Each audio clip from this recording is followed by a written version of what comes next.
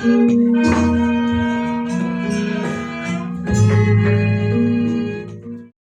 Bapak Ibu Saudara, hari ini Praultah. Jadi, apa yang kita lakukan ketika kita merayakan ulang tahun? Apalagi ini wihara, bukan orang begitu. Sebenarnya ulang tahun wihara ini kita gunakan untuk mengenang semua orang yang terlibat, yang berjuang hingga adanya wihara ini. Dan saya sendiri pun sudah tidak kenal ya siapa pejuang-pejuang yang dulu memperjuangkan wihara ini. Tapi yang saya tahu, wihara ini wihara tua, wihara lawas ya. Bahkan saya dengar dulu para biku senior, Bante Panya, Bante Joti Dhammo, ketika beliau-beliaunya masih muda, seumuran saya misalkan, pernah datang ke sini. Sudah pembinaannya di sini. Hanya dikabarkan dulu belum ada kuti. Jadi para biku tidak bisa menginap. Nah, sekarang sudah ada kuti. Toh para biku jarang menginap, begitu ya. Tapi Bapak Ibu maklum ya, biku di Indonesia terlalu sedikit. Indonesia itu ada sekitar 500 wihara binaan STI. Ya, sekitar 500. Tapi bikunya hanya 100. Dan hanya 100 pun tidak semua aktif. Ada yang sudah terlalu sepuh, ada yang memang jarang pembinaan, ada yang masih belajar, ada yang kuliah ke luar negeri. Nah, ada yang senangnya meditasi, jadi jarang pembinaan dan yang lainnya. Oleh karena itu, jumlah biku dan wihara tidak balance. Bante, solusinya apa Bante? Solusinya adalah, nah nanti ibu-ibu dorong bapak-bapaknya jadi biku. Nah, itu solusinya ya. Nah, atau bapak-bapaknya nanti termotivasi untuk bertekad menjadi biku. Bapak Ibu Saudara, dalam rangka mengenang kebaikan-kebaikan orang, kebaikan-kebaikan para pendahulu, ya. Hari ini kita belajar hal-hal baik, mengenang budi baik orang lain. Selain itu, walaupun ini belum ulang tahunnya sahnya 2 Oktober, dan sepertinya 2 Oktober saya tidak di sini. Jadi saya berikan hadiah ulang tahunnya hari ini, begitu ya. Apa hadiah ulang tahunnya? Seorang biku itu sebenarnya punya tugas. Tugas para biku itu adalah mengajak Bapak Ibu untuk menghindari kejahatan, untuk tidak berbuat jahat, dan senang berbuat baik. Jadi hadiah ulang tahunnya nanti seperti itu. Tapi gimana saya memberikan itu? Nah, dengarkan sampai habis, begitu ya. Nah, ini tadi trailernya. Bapak Ibu Saudara, nah ada sebuah cerita. Cerita ini sudah saya dengar lama sekali. Nah, semuanya konsentrasi ya. Ada satu keluarga kecil, ya. Jadi cerita ini import dari Tiongkok. Hari ini 2 cerita import semua dari Tiongkok. Karena katanya yang import lebih membuat semangat ya. Bapak Ibu Saudara, ada satu keluarga kecil. Suami, istri, dan cicinya suami. Ya, jadi satu keluarga itu ada 3 orang dewasa. Ya, tentu mereka juga punya anak. Cicinya tidak menikah, tinggal sama adiknya. Berarti kepala keluarganya suami ini, betul ya? Suami, istri. Lalu, permasalahannya, cici dari suami ini tidak berpendidikan. Selain tidak berpendidikan karena kurang pendidikannya, cara dia berperilaku, kemudian cara dia ngomong itu kurang begitu bagus dibandingkan dengan adik laki-laki dan juga adik iparnya, begitu ya. Lalu akhirnya terjadi ketidaknyamanan di rumah tangga. Nah, ini sering terjadi Bapak Ibu. Bapak Ibu, para umat perumah tangga punya masalah rumah tangga, kemudian cari para bante, minta solusi. Waduh, kok minta solusi ke orang yang tidak berpengalaman, begitu ya. Tapi itu sering terjadi. Bapak Ibu Saudara, Akhirnya pelan-pelan si istri ini sering sekali ribut dengan cici suaminya. Karena cici suaminya dia anggap hidupnya seperti benalu. Enggak kerja, yang enggak ngapa-ngapain begitu. Karena dia tidak pintar, dia enggak bisa banyak bantu kerja. Kerja secukupnya begitu. Kemudian ya tidak disukai. Akhirnya si istri ini sering sekali ngebully cici suaminya. Ngebully dalam artian mungkin kalau ngomong itu nyindir, kasar begitu ya, karena ketidaksukaan. Tapi satu ketika kelewatan. Istrinya itu marahi cici suaminya dengan keterlaluan. Kamu ini ganggu saja di keluarga kami. Ngapain tinggal di sini? Wah. Bukannya kamu cari keluarga kamu sendiri. Di sini juga enggak bantu apa-apa. Misalkan seperti itu ya. Nah setelah itu, si suami ini kemudian narik istrinya. Dan untuk pertama kali menceritakan apa yang sebenarnya terjadi pada cicinya. Ternyata waktu kecil, mereka itu sangat miskin. Sangat miskin. Saking miskinnya, cicinya itu sekolah, adiknya nggak bisa disekolahin. Jadi saking miskinnya mereka keluarganya hanya bisa nyekolahin satu anak. Nah, satu ketika cicinya itu tidak sengaja mendengar keluhan orang tuanya bahwa adiknya kan laki-laki, nggak sekolah ya nggak apa-apa, nanti bisa kerja pakai tenaga. Cicinya aja disekolahkan. Ternyata cicinya yang tidak sengaja mendengar keluhan orang tuanya itu, tiba-tiba memilih untuk tidak mau sekolah. Tapi bagaimana cara dia tidak mau sekolah? Dia tiba-tiba membuat masalah di sekolah, kemudian pelan-pelan tidak mau belajar. Jadi seperti dia membuat keadaan dia trauma dengan sekolah. Dipaksa seperti apapun dia tetap tidak mau sekolah. Akhirnya orang tuanya menyerah. Jadi setelah orang tuanya menyerah, siapa yang bisa disekolahkan? Adiknya. Nah, akhirnya adiknya bisa sekolah dan hari ini jadi orang sukses. Jadi kenapa adiknya itu mau untuk merawat cicinya bahkan mungkin sampai akhir hayatnya, betul ya? Itu ternyata karena kalau tidak cicinya itu merelakan, dia nggak bisa sekolah. Lalu ini diceritakan ke istrinya. Istrinya lantas terkejut. Sejak itu dia sudah tidak berani kasar dengan kakak ipar berarti ya. Ya, tidak berani kasar dengan kakak iparnya lagi. Lalu, setelah cerita ini, adiknya itu jadi sedih, sedikit merasa bersalah ya. Kemudian satu ketika dia nanya cicinya, kok kamu mau merelakan pendidikanmu untuk saya? Kan begitu ya? Kok kamu mau merelakan pendidikanmu untuk saya? Nah ternyata cici ini cerita, dia mengingat satu kebaikan adiknya. Hanya satu. Satu kebaikan adiknya. Dan karena dia mengingat satu kebaikan adiknya itu, dia rela melakukan apapun untuk adiknya.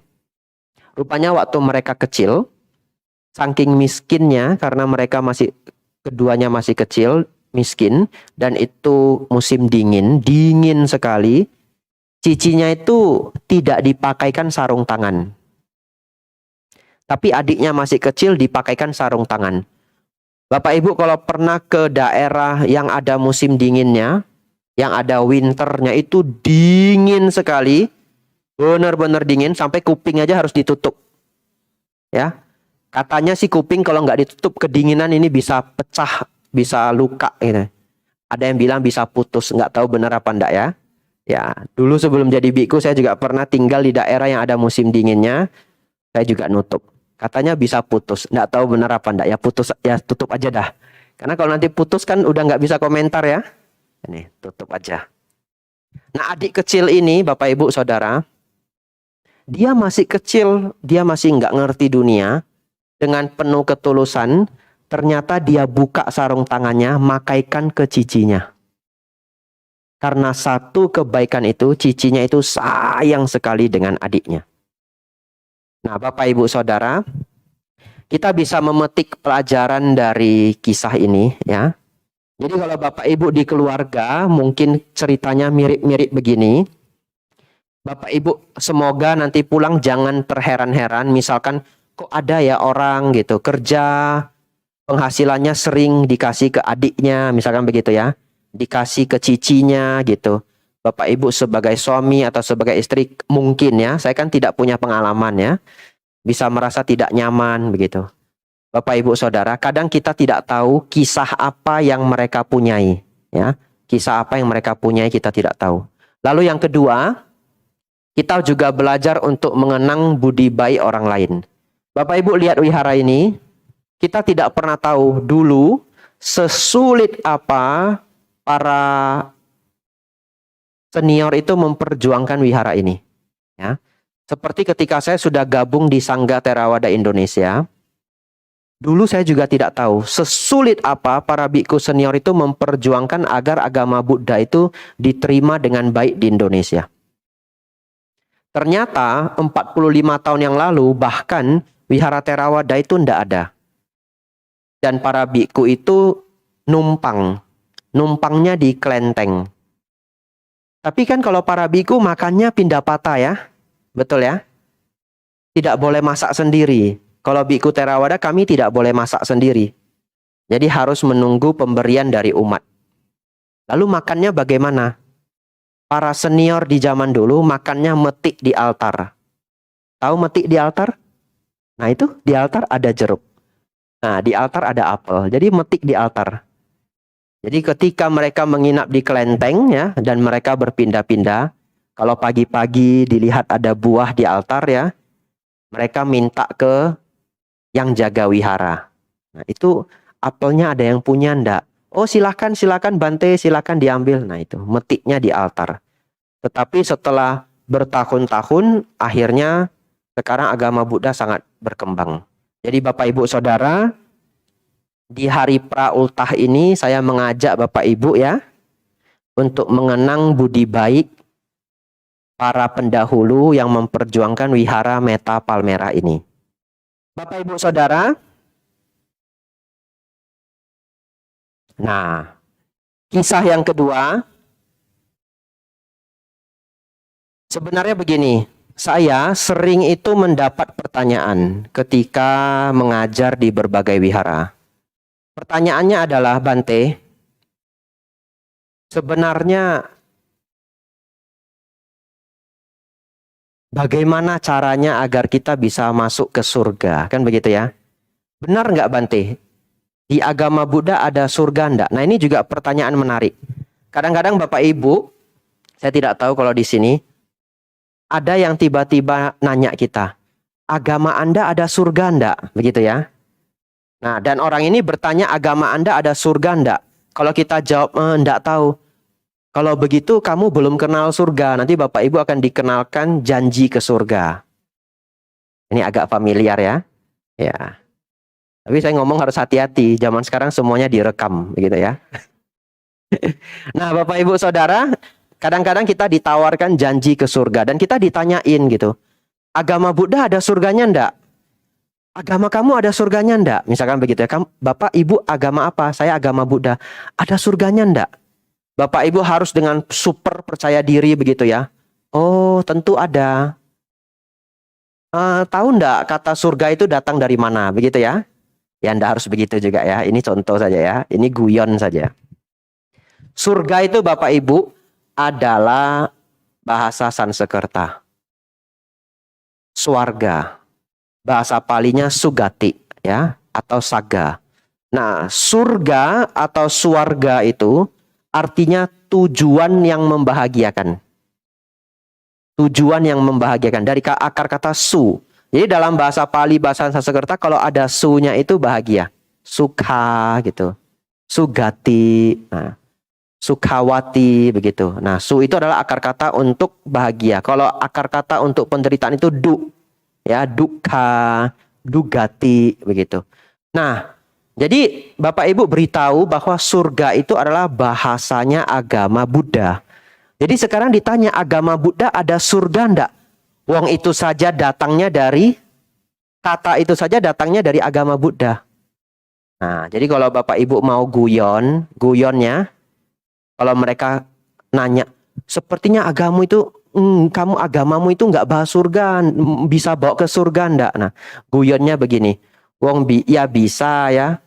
Wong agama lain saja minjam bahasa kami, begitu ya. Nah, tapi itu guyon ya. Ya, Bapak Ibu Saudara, saya sering ditanyai bagaimana surga dan neraka dalam agama Buddha. Dan bagaimana cara agar Bapak Ibu bisa terlahir kembali di alam surga. Karena itu yang penting, betul ya? Nah, Bapak Ibu Saudara, dalam agama Buddha, surga itu tidak bisa kita janjikan. Bapak Ibu tidak bisa saya janjikan pasti masuk surga. Tidak bisa Bapak Ibu datang ke saya, Bante tolong bacain parita supaya nanti saya terlahir kembali di surga. Tidak ada paritanya ya. Tidak ada paritanya. Terus Bante, bagaimana agar kami bisa lahir di alam surga? Dalam ajaran Buddha, agar Bapak Ibu bisa lahir di alam surga, Bapak Ibu harus punya hati seorang penghuni surga. Bapak Ibu harus punya batin seorang penghuni surga. Jadi yang membuat Bapak Ibu pantas terlahir di alam surga atau tidak adalah batin Bapak Ibu sendiri. Nah, tidak ada ujiannya, tidak ada seleksi gitu, enggak ada. Kenapa? Karena pikiran adalah pencipta, pikiran adalah pelopor. Jadi sesungguhnya alam-alam kehidupan itu adalah manifestasi pikiran kita juga, ya. Ini kalau mau dibahas panjang. Nah, Bapak Ibu Saudara, oleh karena itu yang paling penting adalah memiliki batin seorang penghuni surga. Nah, tahun 1987, ini kisah nyata, Bapak Ibu boleh cek di Google setelah pulang dari sini ya. Tahun 1987, ada seorang kakek namanya Pai Fang Li.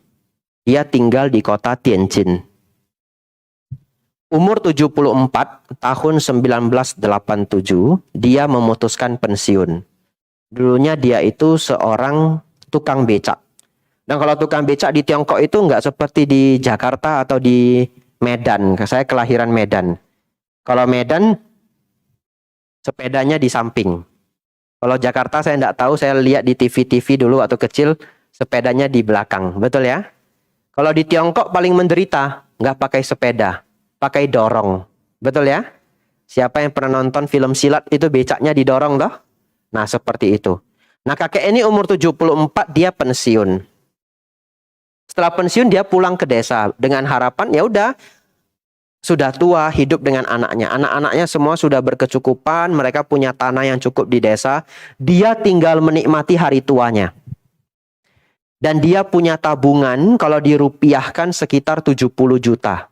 Nah, itu sudah sangat cukup kalau hidup di desa. Di desa itu tidak perlu banyak uang karena makanan itu bisa didapat dan dia tinggal dengan keluarga.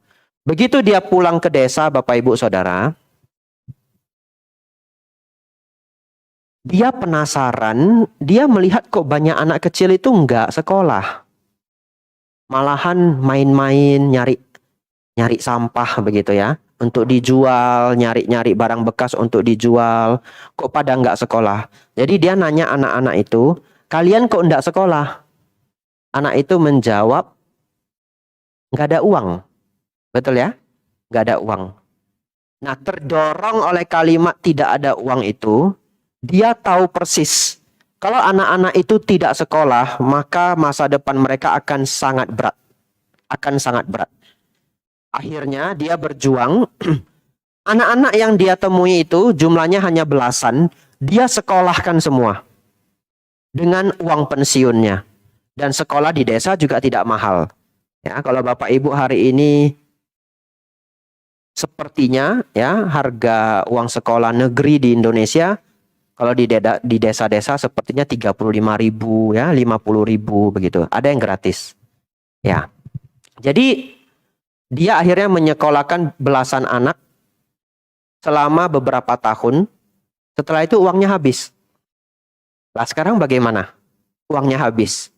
Masa anak yang sudah disekolahkan itu, udah kamu stop sekolah, uang saya habis. Kan tidak mungkin ya. Akhirnya kakek ini kembali jadi tukang becak. Bukan untuk dirinya bahkan. Dan anak-anaknya semua melarang. Papa kenapa jadi kerja lagi, kerjanya berat lagi. Di sini saja hidup berkecukupan, semuanya kami yang berikan. Dia tidak mau. Dia balik ke kota, kembali menjadi tukang becak. Bapak Ibu Saudara, dia kerja keras, narik becak 12 jam sehari demi menghidupi, menyekolahkan anak-anak itu. Dan anak-anak yang dia sekolahkan bertambah dari waktu ke waktu bertambah. Sampai dia sudah sangat tua, dia sudah tidak bisa ngayuh becak lagi, dia jadi juru parkir. Dan bayangkan dari umur 74, dia terus berdana untuk anak-anak itu sekolah sampai umur 90 tahun. Nah, tahun 2001, berarti ini cerita yang baru ya. Nanti Bapak Ibu silakan cek di Google. Namanya Pai Fang Li, pakai B. B-A-I spasi Fang spasi Li. Nanti kalau mau kenalan lihat wajahnya di Google ya. Tahun 2001, kakek ini sudah sangat tua sekali, sekitar umur 91 tahun. Dia datang ke sekolah, membawa sedikit uang, pergi ke kantor guru, ceritakan ke gurunya, ini sumbangan terakhir yang bisa saya berikan. Setelah ini saya sudah tidak sanggup memberikan apapun. Dan guru yang nerima uang itu pun menangis. Karena tidak pernah melihat ada orang seperti itu. Lalu kakek Pai Fang Li ini meninggal tahun 2005. Berarti 17 tahun yang lalu ya. Bapak Ibu tahu berapa anak yang sudah dia sekolahkan selama 14 tahun itu? Jumlahnya semuanya adalah 300 anak. Jadi ketika dia meninggal, semua anak-anak yang pernah dia sekolahkan itu datang. Dan Bapak Ibu tahu berapa jumlah sumbangan yang dia berikan selama 14 tahun itu? Jumlahnya adalah 350.000 yuan. Kalau dihitung-hitung sekitar 780 juta. Seorang tukang becak. Itu angka yang besar sekali loh. Kalau pekerjaannya bukan ngayuh becak. Kalau ngayuh becak itu ada sepedanya ya. Dorong becak. Kemudian Bapak Pai Fang Li ini, kakek Pai Fang Li ini mendapatkan gelar orang paling berhati mulia di abad ini. Namanya adalah Pai Fang Li. Bapak Ibu Saudara, kalau kita bertanya, bagaimana seseorang bisa masuk surga? Saya bertanya kembali. Sesungguhnya bukan bagaimana, tapi sudahkah orang itu mendengar cerita dari kakek Pai Fang Li ini? Kalau misalkan setelah meninggal, tidak terkondisi terlahir lagi di alam surga, menurut saya alam semesta ini sangat tidak adil. Betul ya?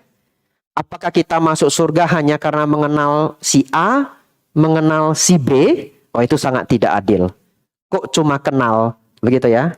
Masa alam surga itu juga nepotisme? Kan tidak mungkin ya? Alam surga itu seseorang terlahir di alam surga karena kualitas batinnya. Ya, mendengar cerita kakek Pai Fang Li ini, kita menjadi tahu, kita mendapat pelajaran bahwa jika Bapak Ibu Saudara ingin terlahir kembali di alam surga, kembangkanlah hati yang mulia. Sama sebenarnya. Nah, ada orang yang penasaran dan mungkin skeptis ya. Sebenarnya skeptis itu wajar ya, seseorang boleh saja skeptis. Skeptis itu artinya tidak gampang percayaan. Boleh seseorang tidak gampang percayaan, bukan hal yang buruk. Dengan dia tidak gampang percayaan, dia hidupnya jadi hati-hati.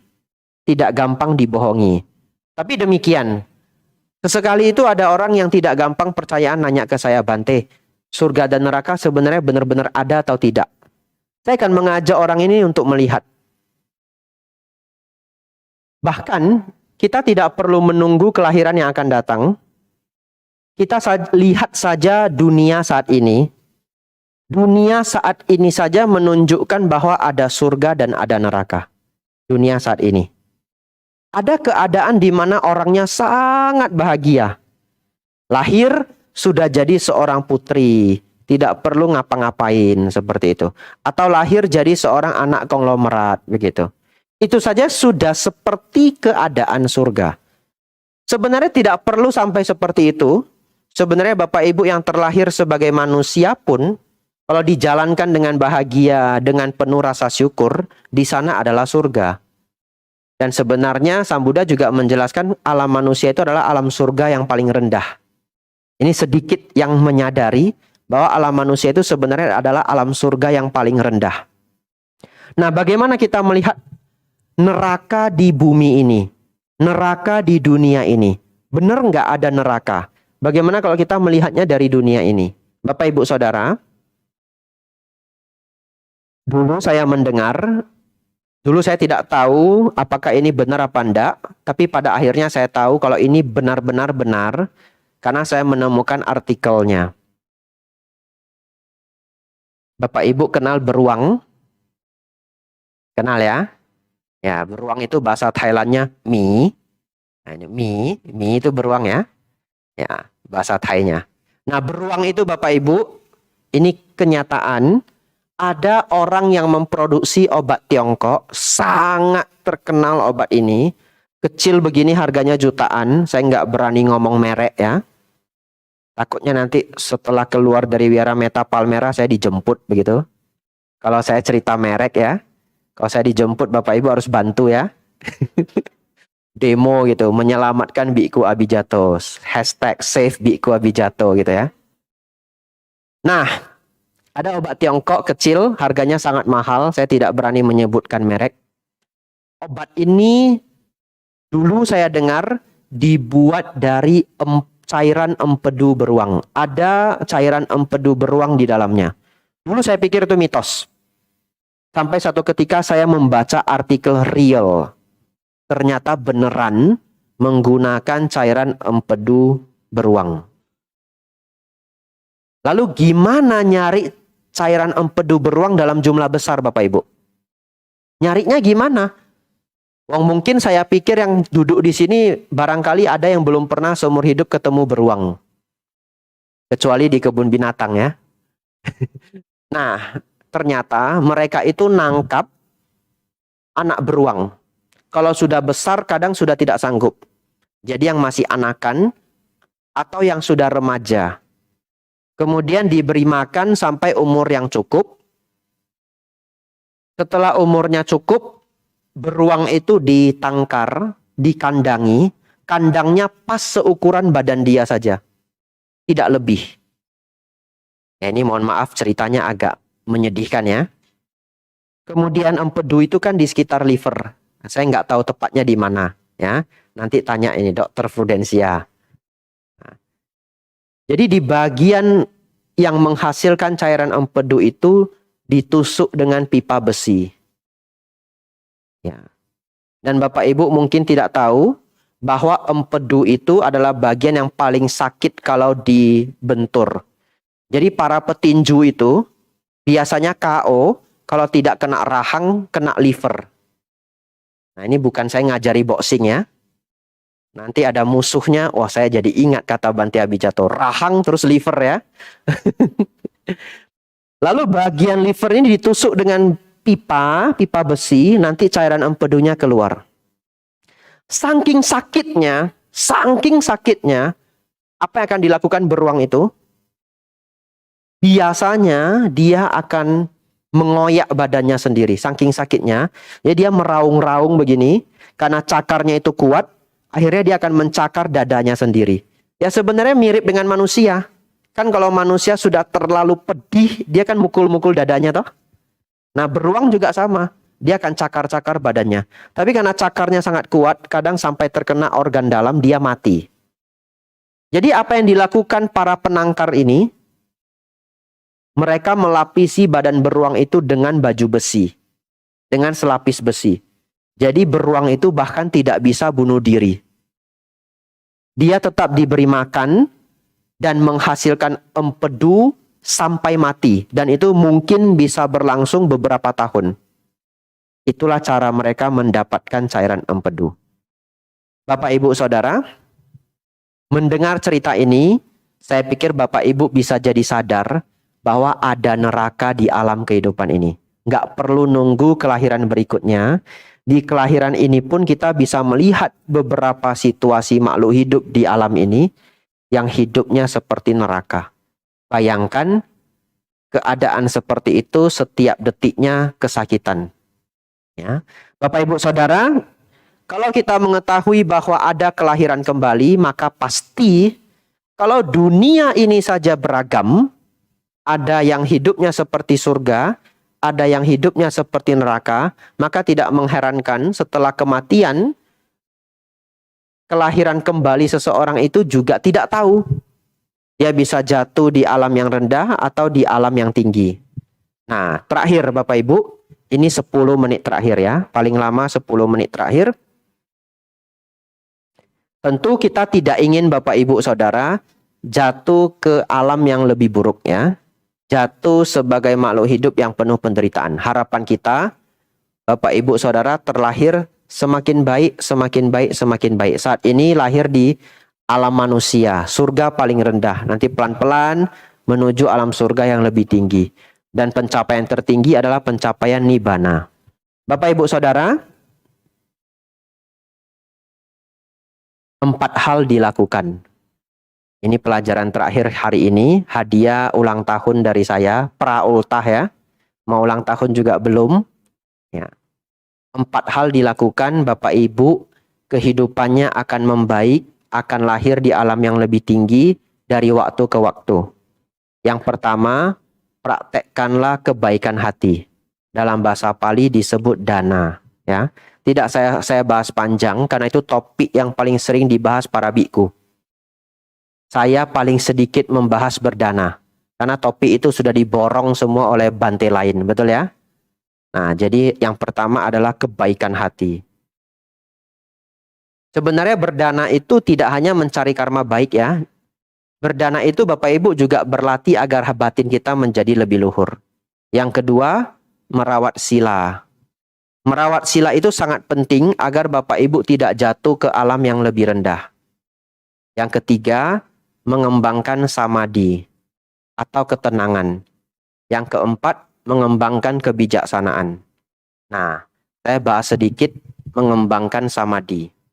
Ini silakan Bapak Ibu nanti praktekkan setelah hari ini. Ini saya ajarkan di setiap kota, di setiap provinsi. Ada satu cara yang luar biasa baik, nanti Bapak Ibu kembangkan setiap harinya. Ini membantu Bapak Ibu lebih tenang dalam menjalani hidup.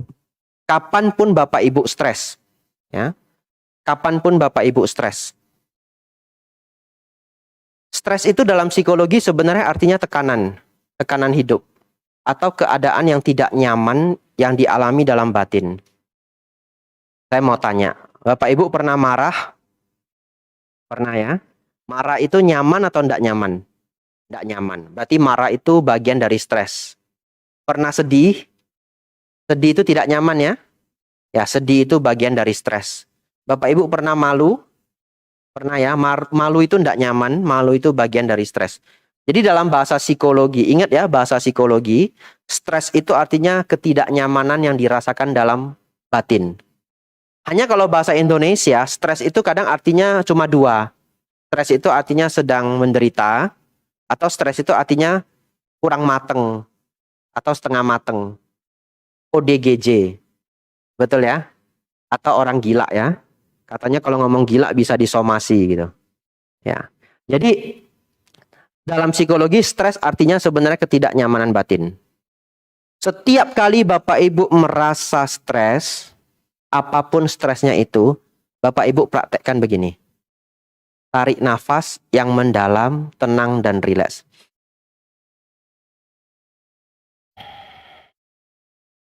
Coba kita semua yang ada di ruangan ini bersama-sama kita tarik nafas rileks 2 detik saja. Oke ya? 1, 2, 3.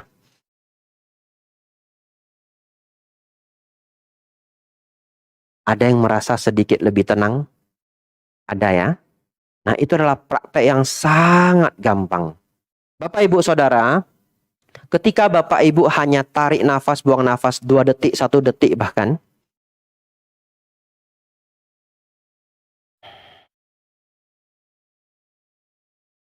saat itu Bapak Ibu sedang meletakkan beban kehidupan. Kenapa? Beban kehidupan itu hanya bisa muncul dalam bentuk masa lalu dan masa depan. Masa lalu adalah yang sudah lewat, masa lalu yang tidak menyenangkan menjadi penyesalan, dan masa depan yang belum datang. Masa depan yang tidak menyenangkan itu memunculkan kekhawatiran. Ketika Bapak Ibu bernafas, rileks, tenang, dan mendalam,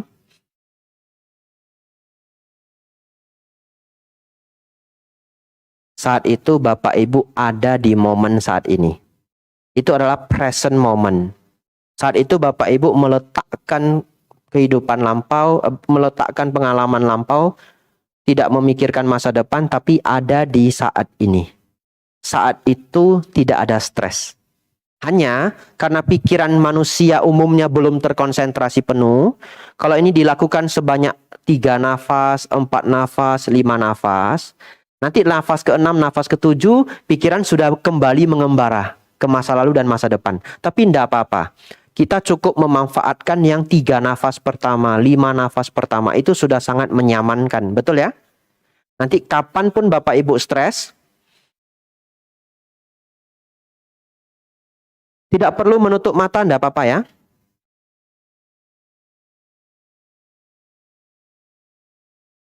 Berhenti dulu berpikir. Ya.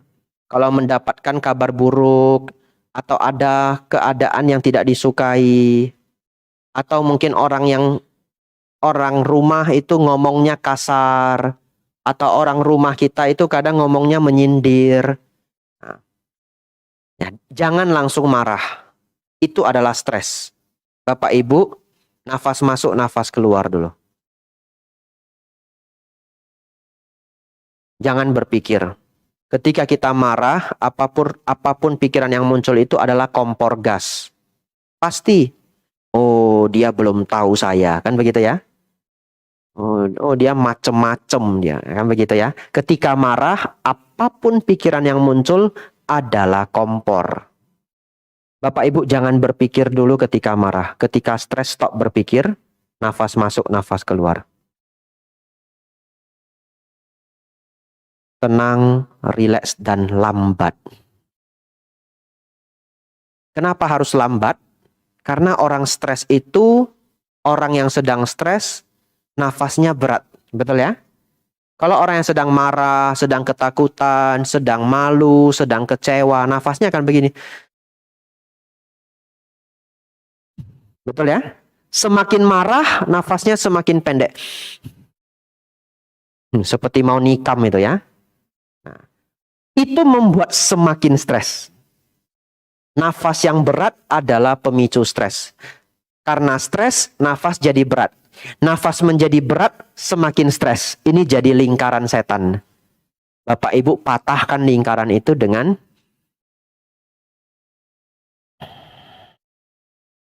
Bapak Ibu kerja di kantor atau di rumah, di tempat dagang. Ada orang yang tidak disukai datang. Nah, orang yang tidak disukai itu hebat. Jaraknya masih 12 meter, di sini kita sudah sesat. Betul ya? Kalau ada orang yang tidak disukai, dia masih di sana, dia masih 12 meter. Kadang cuma nampak sandalnya aja kita udah sesak ya. Nah, jadi begitu orang itu menghampiri, dia masih 12 meter jauhnya. Nah, Bapak Ibu sudah rileks, tenang. Itu akan mengurangi beban stres. Tapi Bapak Ibu jangan sengaja ya, pas dia lewat. Setiap dia lewat, nanti dia tanya, kamu kenapa? Setiap saya lewat kamu nafas begitu. Kata Bante Abhijato. Nafas panjang masuk, nafas panjang keluar. Begitu ya? Waduh, salah itu ya. Jangan begitu ya. Itu namanya menunjukkan kekesalan. Bapak Ibu silahkan latihan seperti itu setiap kali menunggu. Kalau di Jakarta itu latihannya paling the best. Kenapa? Karena di Jakarta selalu macet. Jadi Bapak Ibu bawa mobil, begitu sudah macet di depan, nafas masuk, nafas keluar. Dan kalau sudah berhenti, karena itu macet, jangan buru-buru ngeluarkan HP. Coba, ini tips, lakukan dulu. Latihan, nafas masuk, nafas keluar. 3-5 nafas cukup. Relax, nikmati momen itu, baru Bapak Ibu keluarkan HP. Kenapa demikian? Karena kalau Bapak Ibu tidak pernah latihan, ketika sumber stres itu muncul, Bapak Ibu lupa sama nafas. Betul ya? Bapak Ibu akan terjatuh dalam keadaan stres. Tahu-tahu sudah marah, tidak terkontrol. Bapak Ibu akan bilang, nanti saya kalau sudah marah saya nggak bisa kontrol. Betul, kontrolnya itu sebelum marah. Betul ya? Sebelum parah. Itu udah dikontrol dulu. Dan Bapak Ibu harus latihan sebelum marah. Kalau sudah marah, nggak bisa lagi, sudah telat ya. Latihannya sebelum marah. Latihannya setiap ketemu lampu merah. Ya, lampu merah. Orang yang dibenci lewat. Ya, itu ya. Itu latihannya. Bapak Ibu Saudara, terakhir, kembangkanlah pandangan benar ya. Nah, bagaimana mengembangkan pandangan benar, mengembangkan kebijaksanaan, rajin mendengarkan dhamma. Datang puja bakti setiap minggu. Bapak Ibu Saudara, para biku berceramah, saya dulu juga umat, kadang-kadang kita bisa bosan ya. Kadang-kadang kita bisa ngantuk. Tapi bagaimanapun itu adalah dhamma. Nah, para biku juga tidak bisa setiap kali ceramah itu pasti menyenangkan ya. Saya berusaha setiap ceramah Bapak Ibu bisa bahagia, ada kebijaksanaan yang bisa dibawa pulang. Tapi juga sulit bahwa setiap sesinya itu pasti selalu seru. Kadang-kadang sangat seru, kadang-kadang agak seru, kadang-kadang agak bosan. Tapi Bapak Ibu jangan melihat seru atau bosannya. Rajin saja konsisten hadir setiap minggu, apalagi kalau ada kelas dhamma. Saat ini Bapak Ibu belum merasakan manfaatnya. Dhamma itu akan bekerja pada waktunya. Tapi ketika Bapak Ibu memerlukan dhamma, dhamma itu sudah ada di batin Bapak Ibu. Kalau Bapak Ibu jarang datang ke wihara, dhamma yang didapatkan sedikit. Hadir setiap minggu, hadir setiap minggu. Kadang ceramah para bante seru, seneng ya. Kadang kurang seru, petik dhammanya, jangan cari serunya. Nah, dikumpulkan dari minggu ke minggu, Bapak Ibu akan semakin bijaksana, semakin bijaksana, semakin bijaksana. Ini tahun ke-7 saya menjadi biku. Saya pun hampir setiap minggu itu 2-3 kali, kadang setiap hari mendengarkan dhamma. Saya sendiri masih mendengarkan ceramah biku yang lain. Zaman sekarang semuanya online, betul ya? Ya, saya dengar ceramahnya Bante Santacito, kadang Bante Utamo, kadang Bante Panyawaro, kadang Bante luar negeri. Ada Bante Thanisaro, Bante Analayo, ya. Bante Payuto, saya sendiri tetap mendengarkan dhamma. Itu Bapak Ibu kumpulkan dari minggu ke minggu. Itu saja Bapak Ibu sebagai pesan dhamma hari ini. Praktek dana, praktek sila, mengembangkan ketenangan, nafas masuk, nafas keluar sesering mungkin dalam hidup Bapak Ibu, dan sering-sering mendengarkan dhamma. Ya. Selamat Hari Praultah. Semoga apa yang kita pelajari hari ini membawa manfaat besar untuk Bapak Ibu semuanya. Sabe sata bhavantu sukhitata. Semoga semua makhluk hidup berbahagia.